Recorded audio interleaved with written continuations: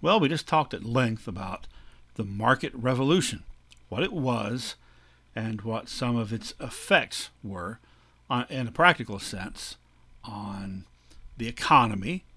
And we talked a little bit about some of the changes in day to day living and ways of thinking it brought about, with increased industrialization, with more people moving off the farms and into the cities, and having kind of a different approach to a lot of things. But what we're going to do now is go deeper into that to look at some of the social and cultural changes that came about during that period that sort of started paving the way for American culture and American society to be in the form that we know it now.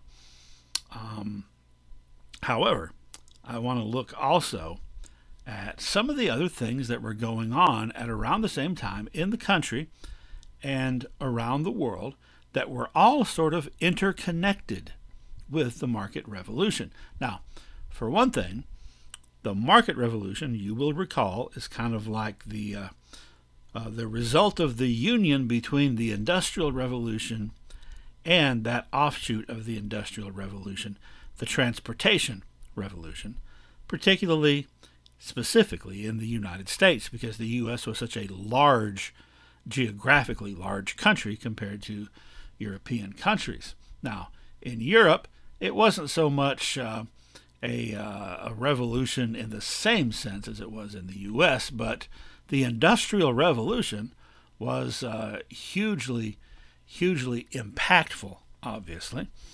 And as industrialized capitalism rolled along for the better part of more than half a century in Europe and led to big social changes there as well, that all kind of culminated in 1848 in what was known as the Spring of Revolutions, when revolutions spread, most of them unsuccessfully, throughout many European countries, with often middle class and working class people, with some reformers joining in, trying to overthrow the system of industrialized society as it existed at that time.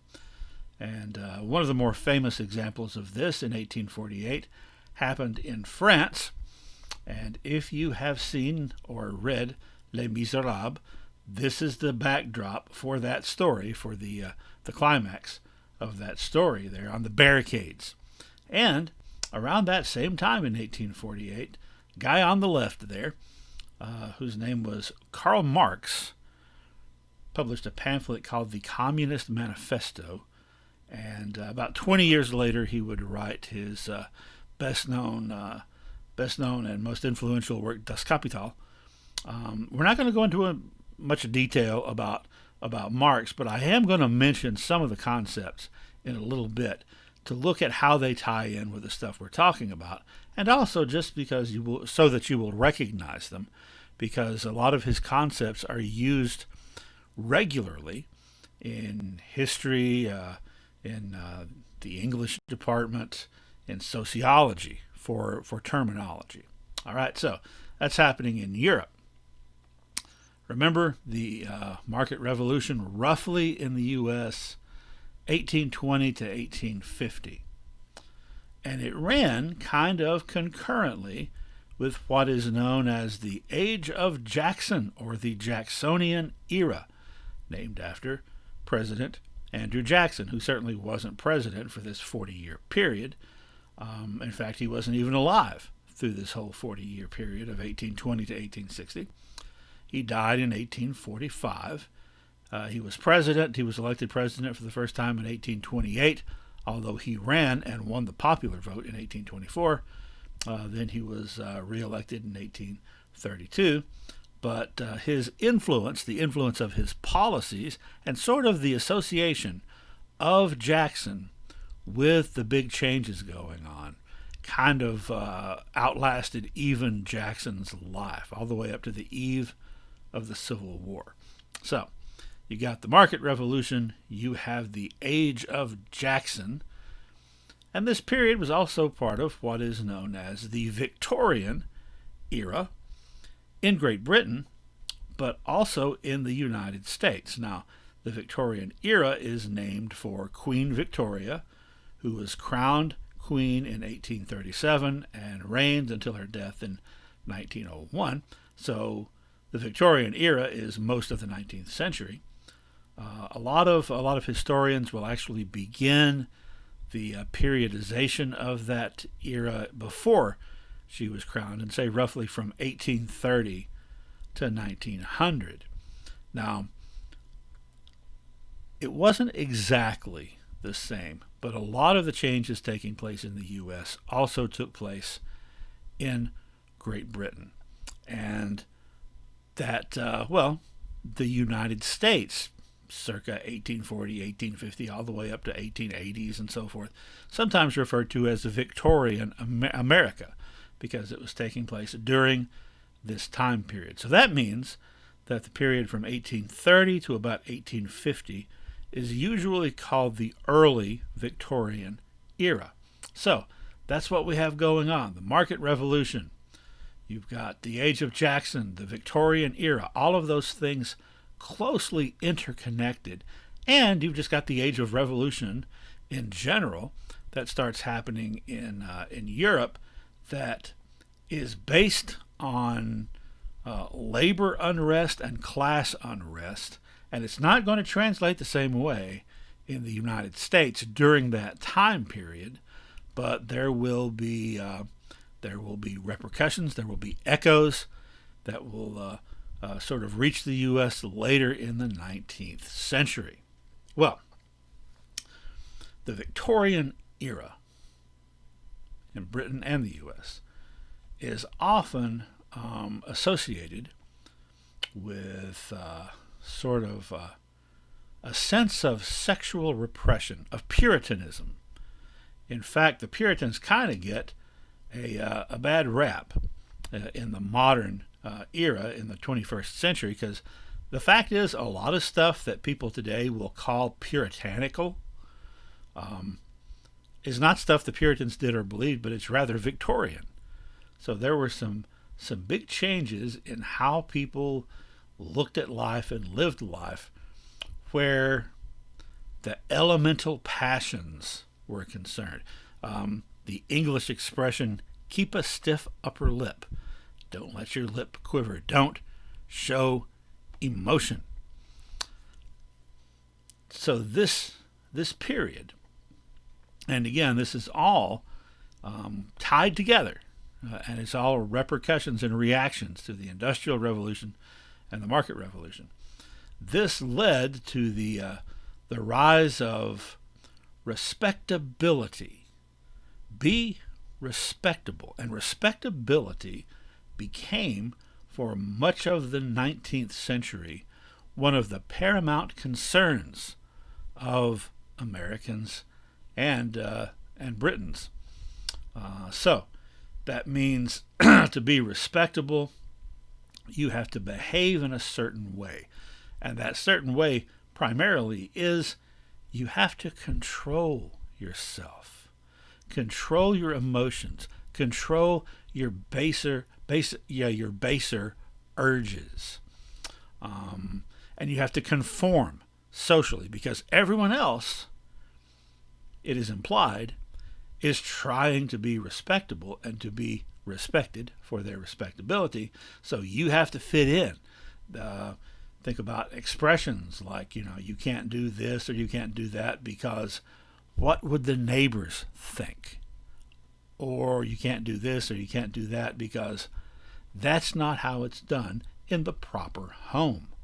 So there was a lot of emphasis on that sort of thing. And there was also a lot of condescension toward the poorer class of people, the rough elements of society. Well, that was nothing new. We've talked about that sense of condescension before. But now that respectability and control of your emotions is being stressed so much, that leads to those rough elements being looked down on more than ever because the feeling was those poorer people didn't control themselves. They let loose with their passions, with their emotions, with their angers, with their lusts, and they just weren't respectable.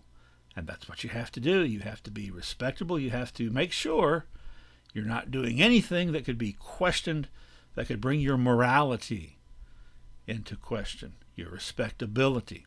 And that translated into fashion, actually, in some interesting ways. Now let's take a look at the two pictures on the bottom. On the left is a portrait of a lady from the 1700s, and that you can find portraits like that. You can find hundreds of them. It was the style in Europe and in the United States in the 1700s for ladies to have low-cut gowns and sometimes dresses that went mid-calf even. Sort of having a buxom look was something that was viewed as attractive and positive in the 1700s. Lady on the right is a Victorian lady. During the Victorian era, it would be scandalous for a woman of society to be dressed like the woman on the left there, to be dressed essentially like her grandmother used to be. So you can't even show your neck if you can help it, and you certainly, absolutely certainly would never, ever, as a lady, show your ankles. Oh, you tramp if you did. So this kind of is not what most people expect, because we tend to have this idea that fashion and the perception of what is moral and acceptable or not kind of was always better in the past, always stricter in the past, and gradually got more and more loosened. But that's not really how it happens. It's actually kind of cyclical. And so this is a case where, ladies wore low-cut dresses. In the 1700s, in the 1800s, they would have been social outcasts for doing that. Then in the 1900s, it came back. Another example for what I'm talking about is alcohol consumption. We would tend to think that people have gotten drunker as time goes on. But in reality, in the 1700s, people drank, I think, 5 times more alcohol per person than they actually do today. Then in the 1800s, you had the temperance movement trying to end alcohol consumption completely, and then that came back. You see what I'm saying? In fact, this is kind of odd to me as I talk to people who are in elementary school, like my granddaughter. A lot of the like dress codes and stuff and behavior codes are way stricter now than they were 40 years ago when I was in elementary school. Anyway, to get back to the matter at hand, the Victorian era is all about self-control and respectability. And if you're a lady, why, you want to show how respectable you are by not doing anything that could inflame the lusts of those hapless males walking around, like, showing your ankle. And this translates into furniture. On the top there, the chair on the left is a typical chair from the 1700s. You've probably seen them before. I mean, they make chairs like that now. But Antique Roadshow or whatever, you'll see chairs like this with these beautiful, elaborately carved and curved arms and legs. It was during the Victorian era they started putting skirts around chairs so that guys wouldn't be sitting around looking at those bare legs on those chairs and get dirty thoughts. That sounds kind of ridiculous, but it's true. Now, something else that is true about this type of thing is that usually the more a society tries to repress the expression of those kinds of things, the more it actually really behind the scenes underground happens. So in the Victorian era, all these ladies of the middling class or upper classes were dressed like all the way up from the soles of their feet up to the top of their neck, not showing an inch of skin if they could help it. But it was also a time when there was a flourishing of pornography underground and a flourishing of BDSM behavior behind the scenes. Anyway, be that as it may.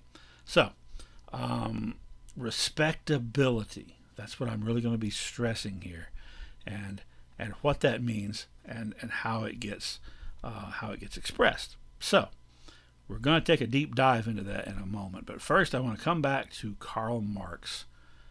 And I'm not going to, like I said, I'm not going to spend a lot of time on this, but I do want you to at least hear these terms, because you may be hearing them in other contexts in other classes, and people will be talking as if you know what they mean, and maybe you do.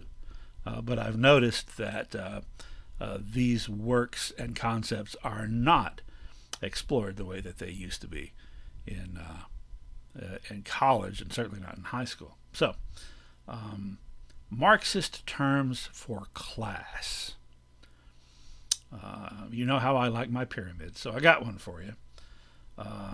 At the bottom, you have people that are called the lumpen proletariat.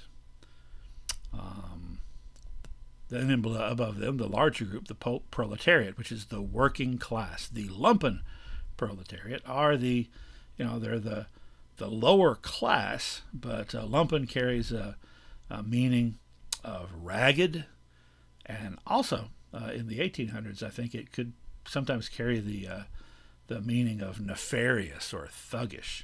So the lumpen proletariat are the people at the very, very bottom, sometimes homeless, vagrants, career small-time street criminals, and the chronically unemployed. And by that I mean, well, in the 19th century, if you were disabled, you probably were unemployed. You probably would wind up falling into this category. We have social safety nets in the 20th and 21st century that usually can prevent that. But that's the very, very bottom. And then the proletariat, that's the biggest group. That is the working class. The people who don't own a business, they just go to work. And what they are selling is their own labor. Okay? And you'll notice that is by far the biggest chunk of society. Above them, you have the middle class, or the bourgeoisie, which is divided into two parts. Haute bourgeoisie and petite bourgeoisie. Haute and petite mean high and low, or little in French. Bourgeoisie, bourgeois, carried the sense of someone who lives in a city, essentially. So, the petite bourgeoisie are the small business owners. They own a small business. They actually have to get up every day and go to work too, even though they own the business. And even though they may have some employees, they usually don't have many, so they've got to be working, and usually their family is also working in their business.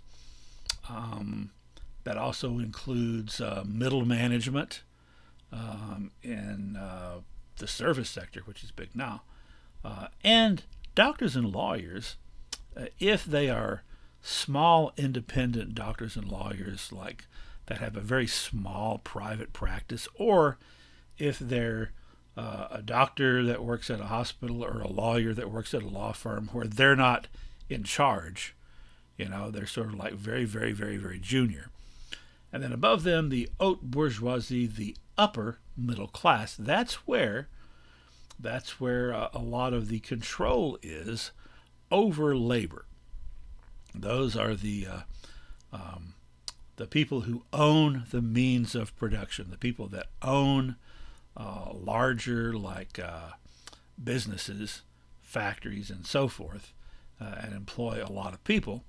And they own a factory, and they don't have to get up and go like do manual labor in the factory to keep it running. Okay, they're at the very, very top, the aristocracy, the top 2%, the super wealthy who live basically in a whole other world than the other 98%.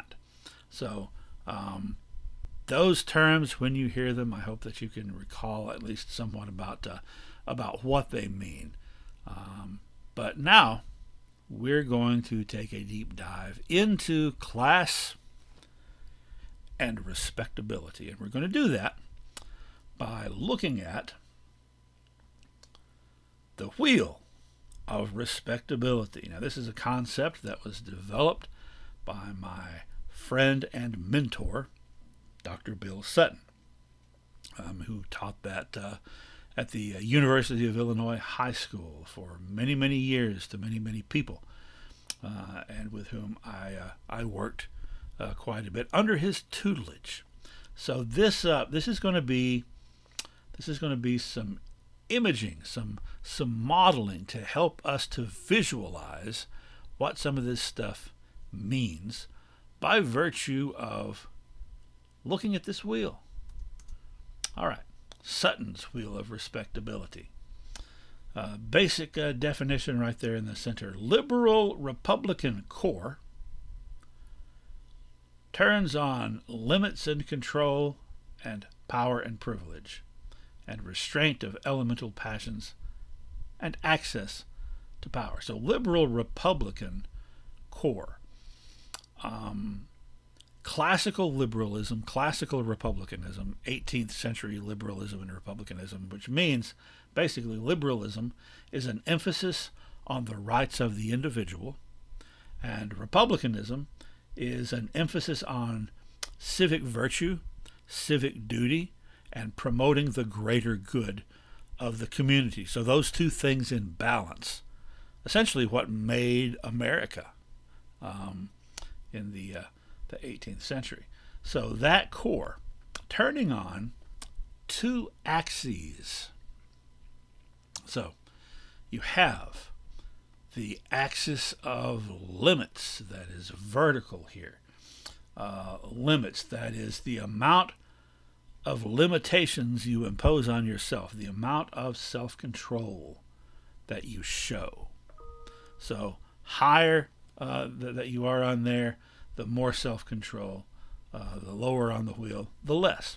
And then the horizontal axis, the axis of power and privilege. So the farther to the right you are, the more power and privilege you have, and the farther to the left, the less.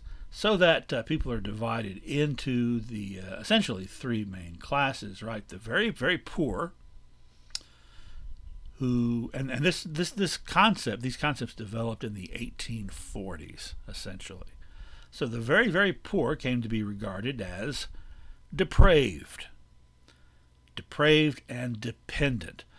Oh my gosh, you look at literature from that period and forward, and they will be talking about those lower class people who have no concept of right or wrong, no concept of propriety, no concept of morals. They're just out there doing whatever they want to do because they don't care.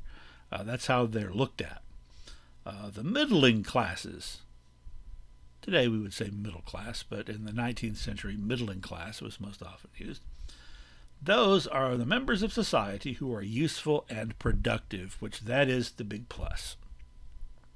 And all the way over on the axis of power, all the way over to the right, those 2% we talked about, the elite, the aristocrats, sort of looked down on as being unworthy and as being parasites themselves, and particularly various times in American history. If you remember the little guy on the Monopoly box, his name is Rich Uncle Moneybags. Stereotype of a robber baron. Robber barons were very much looked down on in the late 1800s, early 1900s. And this has kind of wavered a little bit over time, but not a whole lot.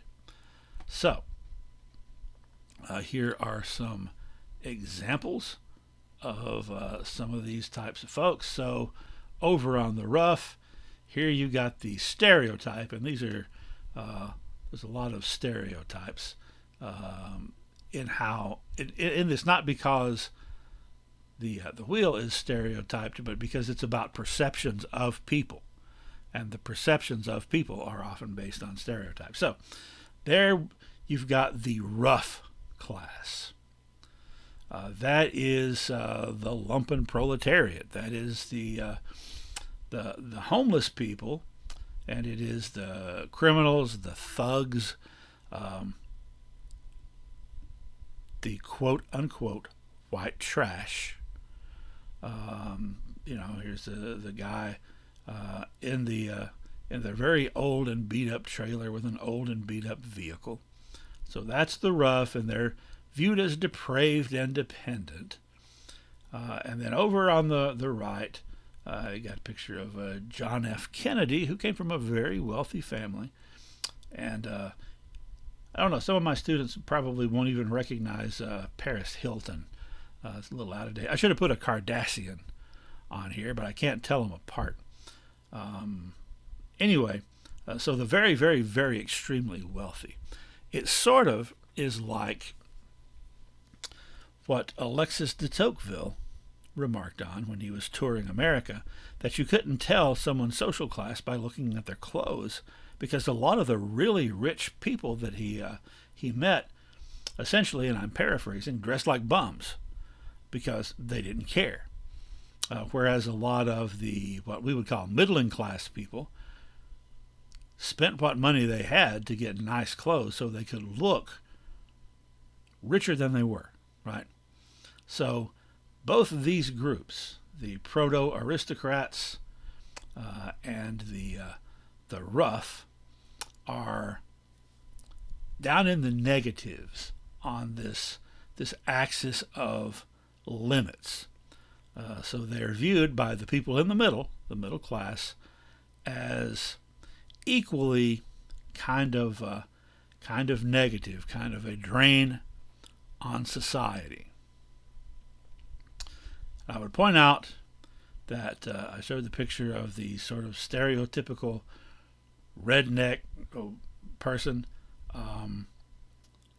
This is another version of the perspective of the lumpen proletariat, or the rough, individuals of color living in the inner city. So you got these two guys here in the lower left.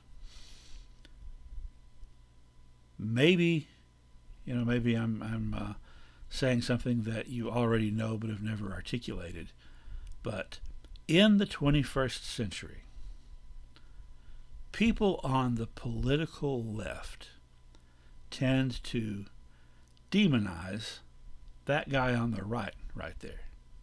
And people on the political right tend to demonize the guy on the left right there. Unfairly in both cases, in my opinion, because they are projecting upon those individuals their own sense of values and a sense of immorality on their part, when in reality, people from that rough section of society grew up and live in a different reality than those other folks do.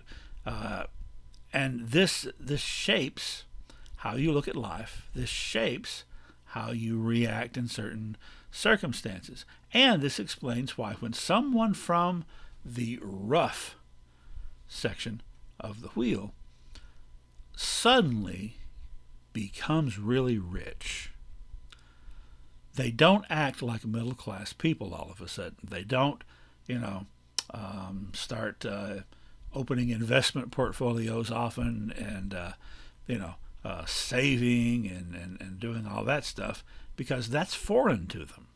They continue to behave in the way that it was necessary to behave in their circumstances to get by, to survive, right? And so that's why, and I'm talking about someone like Elvis Presley, for example.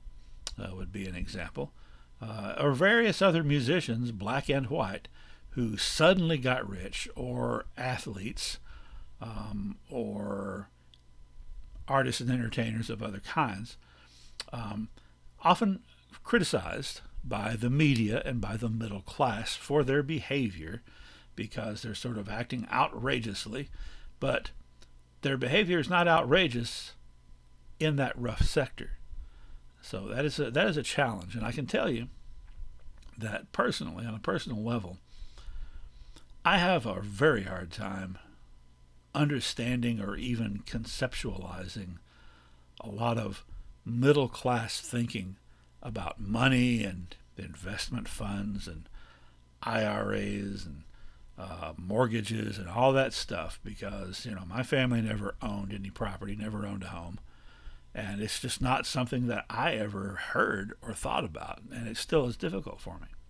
Anyway, on the upper left side, the rough, respectable, that is your basic working class people, your respectable working class people, your construction workers, your farmers, people that get up and go to work. Now, the country today is dominated by the service industry, so that includes people that get up and go to their job at a department store or a restaurant or whatever.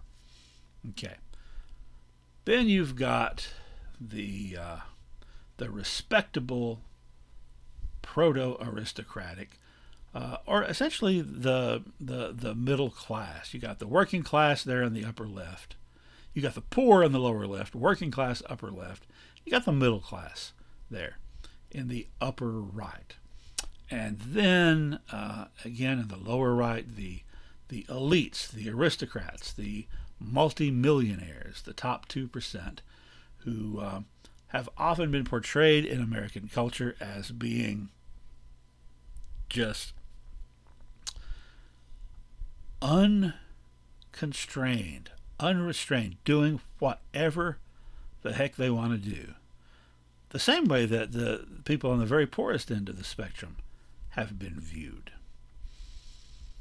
And here we got Paris Hilton showing up there again. It's the same idea that to people in the middle, the people on each end of the continuum, the really, really poor, rough people, and the proto-aristocratic, hyper-wealthy people, don't control themselves. The wealthy, super wealthy people often don't control themselves because they're not reliant on what society thinks of them, because they've got all they need. The very, very poor people also do not conform always to the respectability expectations of the middle class, because they don't care, because they don't have anything. And acting that way isn't going to get them anything. And therefore, there's a sense of fatalism. Sometimes I might as well get what joy I can right now. But those attitudes are looked down on by people in the middle, whether they are working class or upper middle class. Now, here we have a couple of magenta axes or lines making an X there.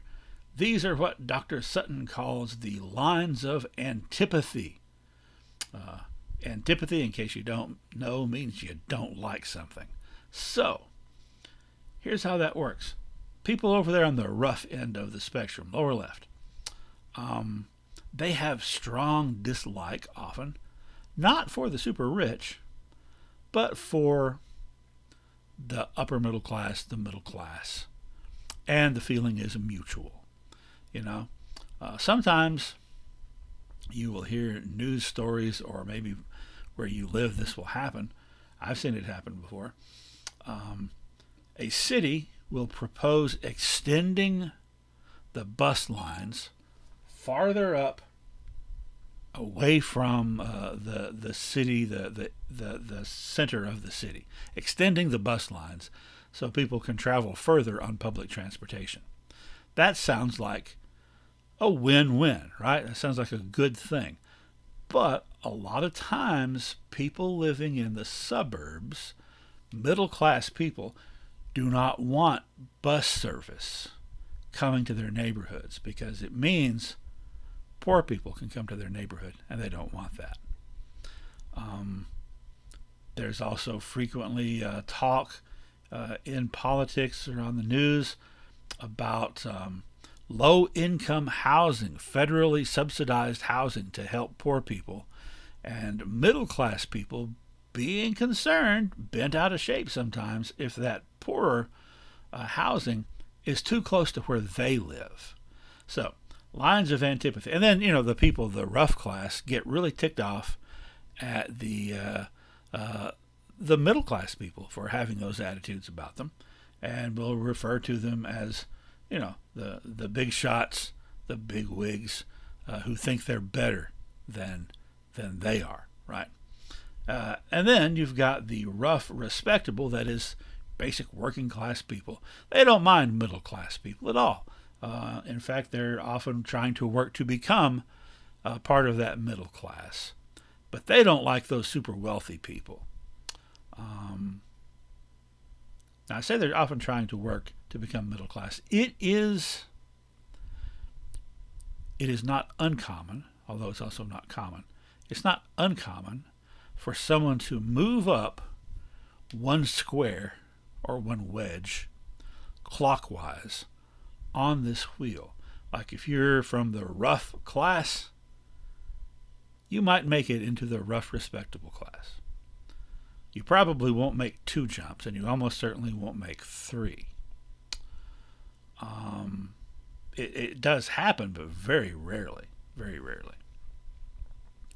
All right, if there are lines of antipathy, there are also lines of affinity. That is, groups that like each other on this wheel, so that the working class, not only do they not dislike the respectable proto-aristocracy, but they have an affinity with them. And then, now this is where things get weird. The rough class, the very poorest class, are most likely to have a sense of affinity, not with the working class, not with the rough respectable or the respectable proto-aristocratic, not any of the respectable people, with the very unrespectable, highly wealthy proto-aristocratic group, because they admire them. They admire the fact that the proto-aristocrats are above all this respectability stuff. And realizing that, now no matter where you fall on the political spectrum or what your political beliefs are, realizing that, it helps to understand why people on that rough end of the spectrum, and race is an issue in this particular thing I'm talking about, but surprisingly, there were a lot of non-white people on this very rough end of the spectrum who have an affinity for this guy, and an admiration. So actually, that makes maybe more sense than you may have thought that it did. So, the Wheel of Respectability, very good tool for understanding the middle class and how all that works and how respectability becomes a part of it. All right, so hope you come back and refer to this and that you think about it more. Because the more you think about it, like a lot of the stuff I think that I talk about, the more you think about it, the more it will make sense. Now, when it comes to the affinity between the rough and the proto-aristocratic, there is, there are a couple of really kind of outstanding historical antecedents for that. One of them is Bacon's Rebellion, 1676. Nathaniel Bacon was a very privileged elite person who had a very, very strong connection to the poor people in the colony of Virginia, he felt a sense of being aggrieved and mistreated by the government, and so did they. And he got them to follow him. That's one example. Another example, a different kind of example than either of the two we just mentioned, because really, whether you're talking about Nathaniel Bacon or Donald Trump, they were born into that proto-aristocratic class. This guy was not. Andrew Jackson, Old Hickory. He was from the rough end of the wheel of respectability of the social continuum. He was the seventh president of the United States and the first person to be elected president that did not grow up in a wealthy elite household. The first person to grow up poor. He literally was born in a log cabin, and he made his own way. He studied for the bar and became a lawyer, and from there a military leader and a politician and so forth. Well, there were a lot of reasons that the more respectable class in the proto-respectable class in America disliked Andrew Jackson. But one of those reasons was his behavior. He didn't act the way that you're supposed to act in a proper home. He acted like a rough person. He was constantly getting into duels and shooting people and getting shot. He got shot in the chest one time in a duel. The other guy shot first, shot him in the chest, and he just stood there and shot the other guy. And the bullet was lodged so close to his heart it couldn't be safely taken out, so he just carried it around with him the rest of his life. When he was president, there was an assassination attempt on him, and the guy tried to shoot him, and the gun misfired. And then the bodyguards of the president had to protect the assassin from Andrew Jackson, who started beating him with his stick. So that's not the sort of thing that you think that Thomas Jefferson might have done. This was also made evident when Jackson was elected president in 1828. He was the first person to be elected president as a, quote, man of the people. And there's a reason for that.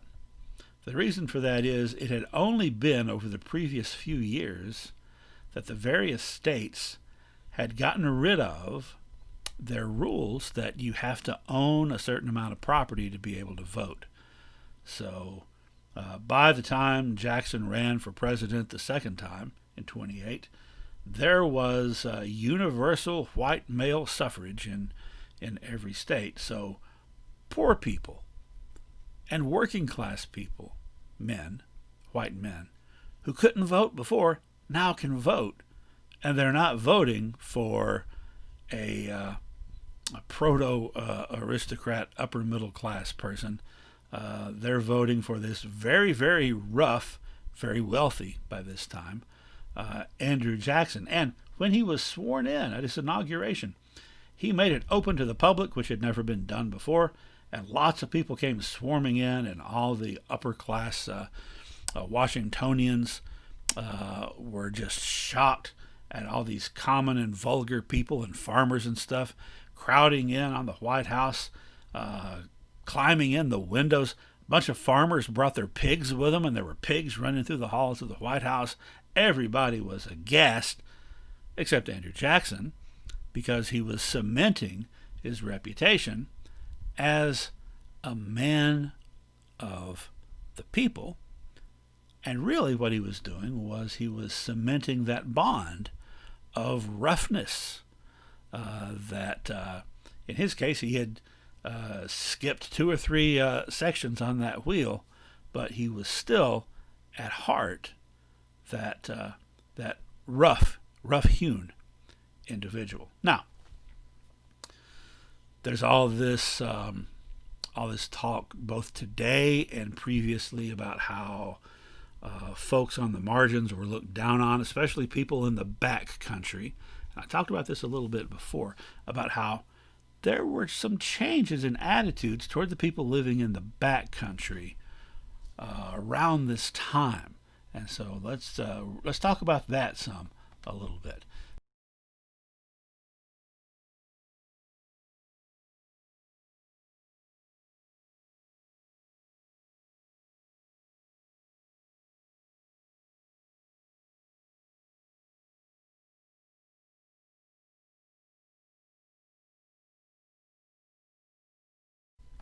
But before we do that, I do want to look at one more aspect of class in America in the 21st century.